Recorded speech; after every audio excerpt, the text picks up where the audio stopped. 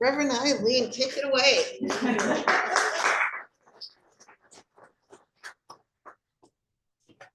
I'm going to do what I want to do. Let's move this. Don't you always? I do always. No, not always. Not always. Is that in the camera? Yeah, but it's always in the camera. I try to adjust it so it's not. And I use my big voice. Better? Yeah. Okay. Thank you, thank you, thank you. Hi. I'm so glad to see you all. I'm so very glad to see you all. I don't know if you know this, but I took a quick trip down to the Bay Area. George is here. Hi, George. I took a quick trip down to the Bay Area. I left, when did I leave? Thursday, and came back late last night. I went because my two oldest nieces graduated 8th grade. 8th grade. And so we went and we sat in the bleachers at the high school and watched. There was 330 kids in their 8th grade class. That's a lot. I opened the program and I was like, oh, how many kids are in there? And I was thinking I'm going to open, all right, half a page here and then maybe a page and a page. No, it kept going. I was like, wait, how many kids are graduating from this high school, from this middle school? Imagine how many are going into the high school. 330 kids, minus the few that go to private school. We don't talk about that. But imagine there's 250 of those kids are now going into the high school. Wow, talk about getting lost, right? How do you stand out in that large of a group of people? And if you do stand out, are you standing out for the right reasons? Right? Are you standing out for the right reasons? Today, we're talking about do what you want to do. And as we continue our celebration of Pride Month, we are all invited to live authentically, out loud, and in color. Now, I tell you, when I opened my closet this morning, I went for my standard black pants and a standard boring shirt. And I went, wait a minute, didn't I say last Sunday I was going to have to find something bright and colorful this week? Here it is. This is care of Jim's beloved yarrow. Oh. Yeah, it came from her store on one of those weeks that I came up here in a hurry when I was staying at the cabin in Albion, and I got all the way up here and I realized I forgot my clothes. I thought, oh no, what am I gonna do? And I ran into Mendocino into Yarrow's store. She wasn't there that day, but man, I was pulling outfits real quick, like, oh God, what do I do? And what I got was colorful. I didn't get anything black or gray or white that day. I went back to the cabin and I thought, who did that shopping? It wasn't that part of me that thinks about, oh no, I don't like color. It was a part of me that went, that looks great, that looks great, that looks great, and opened myself up to someone else helping me because I knew she wanted to close her store very soon, right? And I ended up with color. I was so grateful to open my closet and realize that. Yesterday, however, I needed black. Friday after graduation, I went home and I went back to my San Jose house, greeted my husband. And I was doing a few things and I was looking for my clergy robe. My clergy robe, I needed it for Saturday because Saturday was graduation of the latest people that have finished the School of Ministry at our Napa campus, our Northern California campus. And I knew 3 of the people that were graduating. One of them I've known, well, 2 of them I've known for at least 25 years. The other one I've known for a few years, and then 2 I didn't know. And all the ministers are to arrive with your robes and your stole, and there's a whole procession, and they announce you as you come up the aisle. And I'm looking, and I thought, I left my black robe at the coast. I remembered the dog. I remembered all of his medication. I remembered to pick him up and put him in the car because he was neutered last week. I remembered all of those things, but I forgot my clergy robe. Oh, but wait, Reverend Dr. David Bruner gave me his mentor, Marlene Morris's robe. He had it sent to me. Her wife called him and said, I want this robe to go to somebody. I wanted to give it to you, but David, you're retiring. And he said, I have the perfect person. So he had it sent to me. I thought, great, I'm going to go dig out that robe. I couldn't find it. I have no idea where that brown robe went. I thought, oh gosh, maybe I brought it to the coast. Maybe I brought both to the coast. Oh my goodness, I'm so embarrassed. I'm a minister. I'm a newer minister, and I'm supposed to be at this thing in processional in my black robe, and I don't have one. And my friend, who I knew was out of town, her husband happened to go with her, so he couldn't let me into her house to get hers. What am I going to do? I thought, I'm going to wear color. So I wore color. But as I was walking out the door, to go pick up something at the store, cards actually, to give to the graduates, I remembered I have this black dress. You've seen it in multiple colors. Gail even wore a purple one day. It's a beautiful dress with a sash on it, and you can dress it up or dress it down. And I thought, without that sash, it'll make a perfect robe.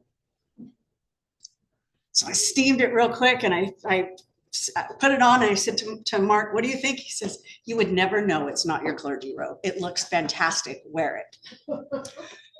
So I go and I slide this on over my beautiful color dress.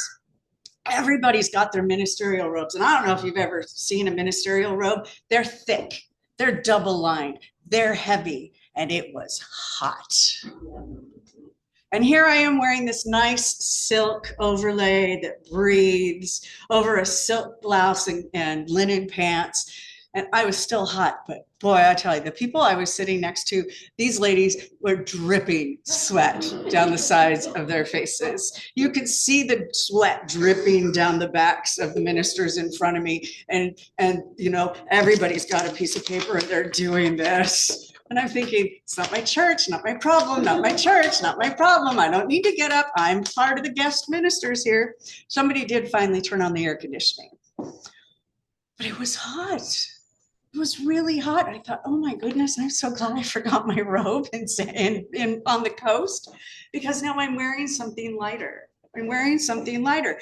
But as soon as we were done, I pulled it off and I was in all my glory and all my color. And I realized that most of the other ministers had done the same thing. We were talking about it upstairs in the green room, about how we all wanted to express this color this month. This color. See, in Pride Month, what we're doing is we're celebrating everything that we have, right? We're celebrating all that there is. And in fact, Ernest Holmes said in The Science of Mind, and I love this, see if I can read it without my glasses.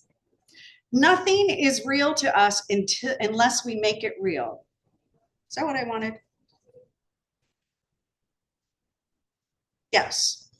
Nothing is real to us unless we make it real. Nothing can touch us unless we let it touch us. Refuse to have the feelings hurt. Refuse to have the feelings hurt. Refuse to receive anyone's condemnation. In the independence of your own mentality, believe and feel that you are wonderful. This is not conceit. It is the truth. When's the last time that you believed that you are wonderful?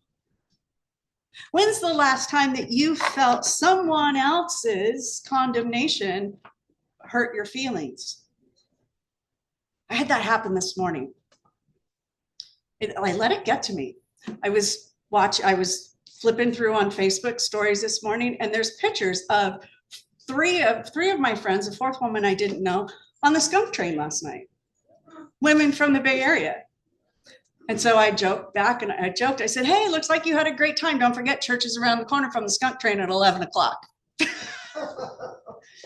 Oh, we already went home. Wait a minute, you drove 4 hours up here to take a train run and drive 4 hours home? Yes. Okay, that's more energy than I have. I was exhausted when I got home last night. I said, don't worry, I wasn't here anyway. They said, oh, we forgot you were there, or we would have invited you. Really? That's right. I wasn't home anyway. I was off celebrating with these new graduates and having a great time and seeing people I hadn't seen in years. But my feelings got hurt. And I thought, wait a minute.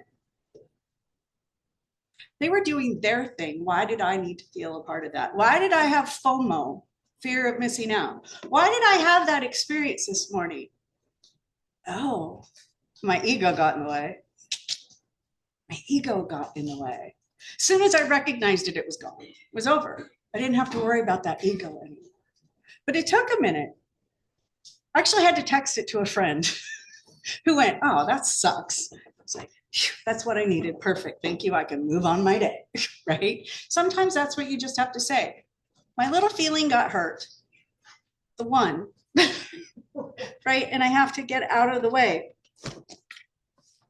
But if we're refusing to receive anyone's condemnation, I can say that word, right? Condemnation. We're also refusing anything that is making us feel less than. Now imagine somebody who is feeling afraid of being who they authentically are in the world. Imagine somebody who's afraid to be out and proud. Somebody who is afraid to tell their friends, you know, I don't think I want to be married anymore to that person of the opposite sex. I don't think that I'm attracted to that any longer. Or imagine the kids coming up today.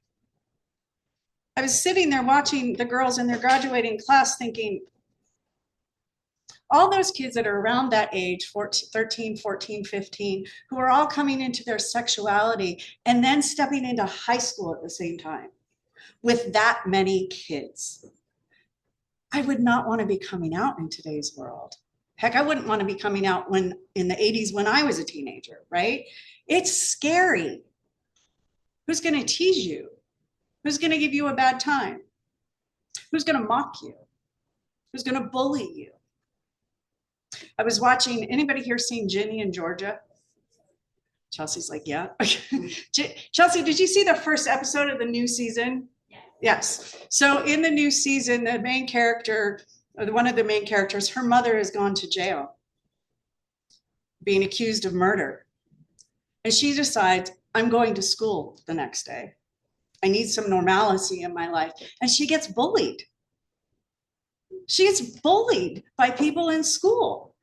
And I thought, wow, that really happens. So imagine a kid coming out as non-binary or gay or pansexual, any of those.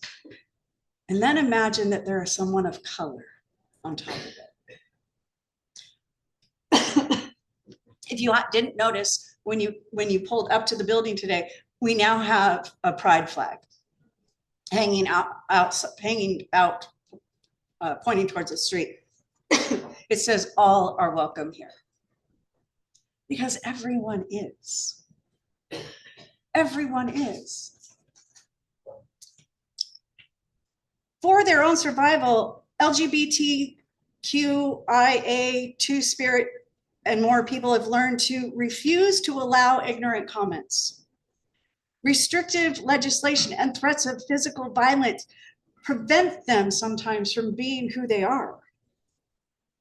They've often had to identify with pride within while living in a world that doesn't support who they are authentically. Today, there are still countries where LGBTQIA2 spirit plus people are being actively targeted and persecuted, where it is against the law, right?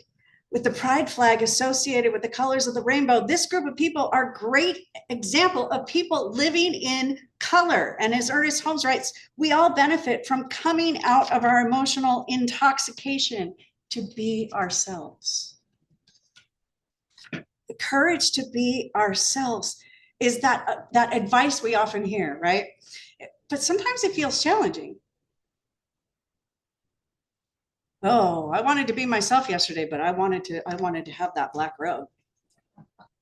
I wanted to jump up and take care of all of the issues, but wait a minute, I'm here as a guest. I'm not on staff here at this center any longer. When we're not celebrated for authentic expression, we have a tendency to shrink ourselves and adapt to the environment, which is what I was forcing myself to do yesterday. It felt weird. Had I been in any other center that I wasn't a part of for 40 some odd years, I would have been fine just sitting there. And in my home church where I grew up was really, really weird. But when we're trying to shrink ourselves and adapt to our environment, we're being invited to look at and heal any shame that we may be feeling around any parts of our identity that we have been reluctant to express authentically. See, it often requires courage to stand in our truth and own who we are. Authenticity creates the opportunity to surround ourselves with people who celebrate us as we are. Being ourselves attracts like-minded people who want more of what we have, and we want more of what they have. Have you noticed as you started practicing these principles of science of mind that different people are coming into your life? Different experiences are coming into your life. It's wild. My friend circle completely changed. It completely changed. When I left corporate America, and my focus became ministry, my friend circle changed again. It was weird. As I'm moving up here, my friend circle is changing again. It's uncomfortable, but it's good, right? Creating a world that works for everyone involves celebrating everyone for being who they are, while also advocating for our own freedom of expression.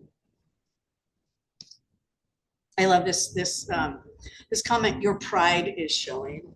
It may not feel like an easy choice to be who we are in a world that tells us that we're wrong.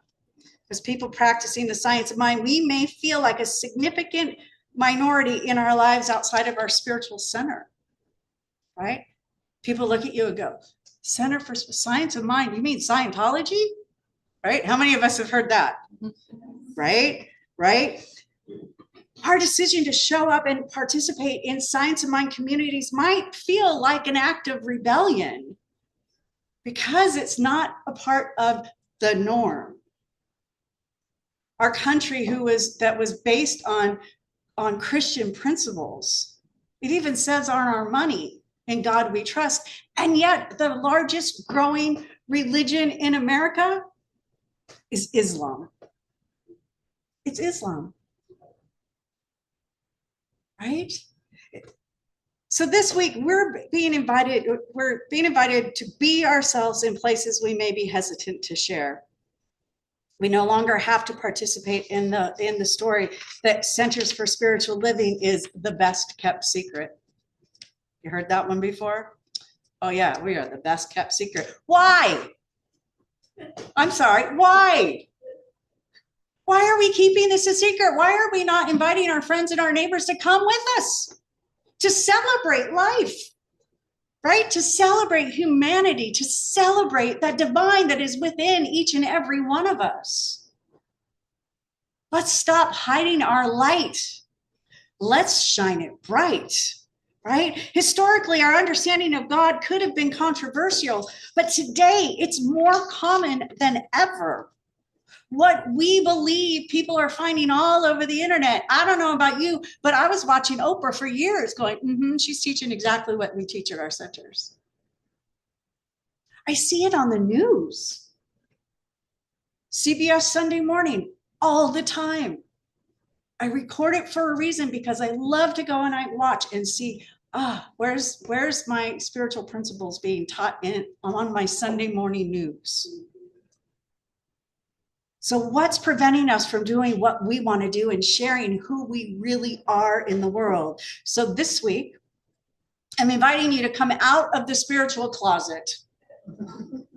I want you to tell the world about your personal relationship with the divine. Tell people about your community, because with more, we continue to thrive. You want to start a meditation group here? Call me. You want to teach a class on science of mind principles or do a fun workshop? Call me. If you're in line with what we teach in the science of mind, we're going to do it, because this center is going to be thriving. There's going to be a vibration. There's going to be excitement here. We saw it last week. And that's why we're asking for volunteers. That's why we need ushers to help greet people, to help direct, to welcome people, to say, shh, they're in there meditating right now, right? To open the doors after meditation or after service, right? To welcome people with the new packet that we're developing, right? There's all sorts of ways that people can be of service here. Bring your friend, say, that's how we got John B, right? Jesse said, hey, John B, I got a service opportunity for you. Come help me out at my church on Sunday mornings. That's how John B got to us. He's here every Sunday and a lot during the week. What do you need? What do you need? What do you need from me? He's here to be of service, and he loves us as much as we love him, right? So bring your friends. Tell everybody about the Center for Spiritual Living, about our new location. Invite them. Or if you're like me, what I do with my husband, double dog dare them. That's how I got a date with my husband. I had to double dog dare him to meet me for coffee. Invite them to come. Share this with them. Because what we have is transforming. And what we know can change the world. Are you in? Yeah. Let's pray. So knowing that there is only one power, one presence, one energy that moves in, through, and around all things, it is every color of the rainbow. It is every color of skin. It is every single sexual orientation. It is every culture. It is every country. It is every person. It is every animal. It is every plant. It is the earth. It is the air that we breathe, the sounds that we hear. It's all one. It's all one. We call the divine, God, love, joy, power, it with a capital I. It's all one, and it is good. It is good. It is rooted in love. And when something is rooted in love, it cannot be anything else. And we get to celebrate that we are that, showing up as each and every one of us. We're not separate in any way. That divine that we experience is within each and every one of us. That divinity is who we are. And when we recognize that, we can claim into our lives complete healing. We can claim into our lives abundance that is overflowing. We can claim into our lives joy and love. We can claim into our lives that personal power. We can, because we are. And so when we do our spiritual mind treatment, when we settle into that place, we are reminding ourselves of the truth of who we are. Perfect, whole, and complete. There is no separation. So for anyone feeling disconnect, I'm knowing for you that you are absolutely connected with Source. And that you can see through the eyes of the divine how you are connected to the world. I'm knowing for everyone who's looking for a healing, that you recognize the healing is within. Within. And as we celebrate every healing modality, we know that those healing modalities are also a part of the divine. We're knowing that if anyone's feeling any feeling of lack, of missing the mark, of worry, knowing that your eyes now see and experience something different. See, I know that these words were already, that before I even said them, that the divine one was saying, yes, yes, it is yours. The kingdom is yours. And all we need to do is open our hearts and remind ourselves that we are all of that. So I say, thank you, Spirit. Thank you, Spirit, for this opportunity to be in a room with like-minded people, to be in a space that is filled with beauty and love, to be on a planet that can know absolute 100% peace. It starts by changing our minds. And as we understand that with a grateful heart. We say, thank you, Spirit. Thank you for all that there is, all of the experiences, so that we can move forward, shifting our consciousness into something better. And so I just release this prayer into the law of mind, knowing that it is already done. And if you will please anchor it with me by simply saying, and so it is.